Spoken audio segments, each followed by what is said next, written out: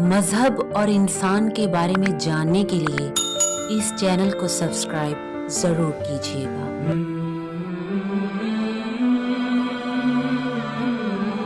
اللہ سختی اور پریشانی میں بعض دفعہ اس لیے بھی مبتلا کر دیتا ہے کہ تم اس کی طرف رجوع کرو۔ جو تقوی اختیار کرے اللہ اس کے لیے زمین و آسمان سے برکتوں کے دروازے کھول دیتا ہے۔ لوگوں میں سے اکثریت نہ وعدوں کی پاسداری کرتی ہے اور نہ ہی اللہ کی اطاعت کرتی ہے۔ جو مشکل میں گرفتار ہے وہ صبر کرتا رہے اور اللہ سے مدد مانگتا رہے۔ کچھ لوگوں کا حال یہ ہے کہ جب ہدایت کا راستہ دیکھتے ہیں تو اسے نہیں اپناتے بلکہ گمراہی کا راستہ اپنا لیتے ہیں، یہ اس لیے کہ وہ اللہ سے غافل ہیں۔ اللہ برائیوں سے روکنے والوں کو بچا لیا کرتا ہے۔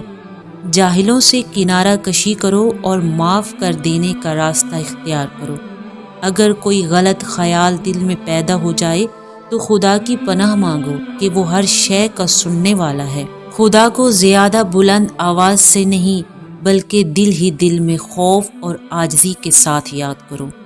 باعزت روزی اس کے لیے ہے جو نماز قائم کرتے ہیں اور اللہ کے دیے ہوئے رزق سے اللہ ہی کی راہ میں خرچ کرتے ہیں۔ اللہ کے نزدیک بدترین وہ لوگ ہیں جو عقل سے کام نہیں لیتے۔ خدا ہمیشہ انسان اور اس کے دل کے درمیان حائل ہوتا ہے۔ امانتوں میں خیانت نہ کرو۔ اگر تم اللہ کا خوف دل میں بٹھا لو گے تو وہ تمہیں اچھے اور برے کا فرق کرنے کی صلاحیت عطا کر دے گا، تمہاری برائیوں کو چھپا لے گا اور تمہارے گناہ معاف کر دے گا۔